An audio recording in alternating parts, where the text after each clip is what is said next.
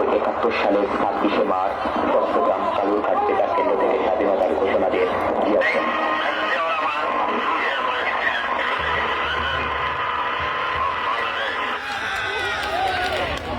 এই ঘোষণার মাধ্যমে শুরু হয়ে যায় বাঙালির মুক্তির স্বাধীনতা যুদ্ধ।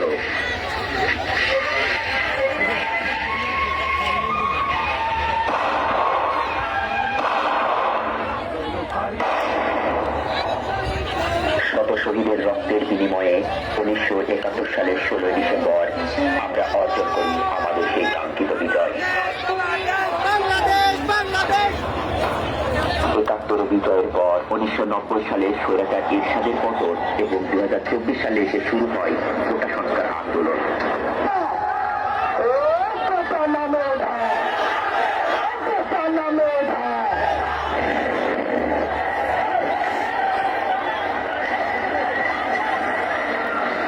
আন্দোলনের এক পর্যায়ে 2024 সালের 16 জুলাই বেগম রোকেয়া বিশ্ববিদ্যালয়ের শিক্ষার্থী আবু সাইদ নিহত হন।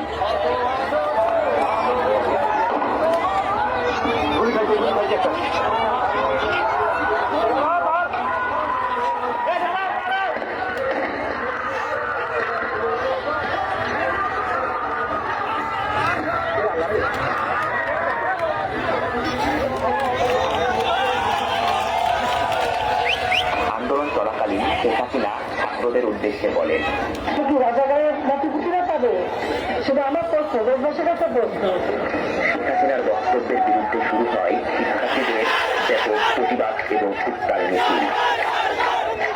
সরকারি চাকরিদের কোটা ব্যবস্থা সংস্কারের দাবিতে আন্দোলনকারী শিক্ষার্থীদের অপমান করা হয়েছে দাবি করে এই প্রতিবাদে দেশের বিভিন্ন বিশ্ববিদ্যালয়ে বিক্ষোভ করছেন শিক্ষার্থীরা। 18 জুলাই 2024 সালে নিহত হন মীর মাহফুজুর রহমান মুগ্ধ।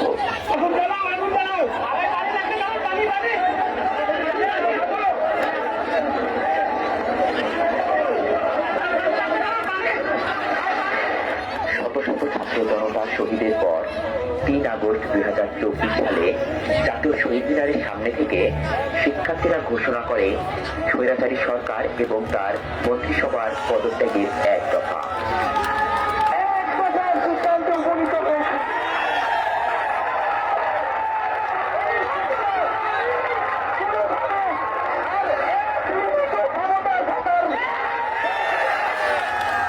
এক দফা ঘোষণার পর 4 আগস্ট নিহত হন শতাধিক শিক্ষার্থী। 4 আগস্ট সরকার সারা দেশে কার্ফিউ জারি করে।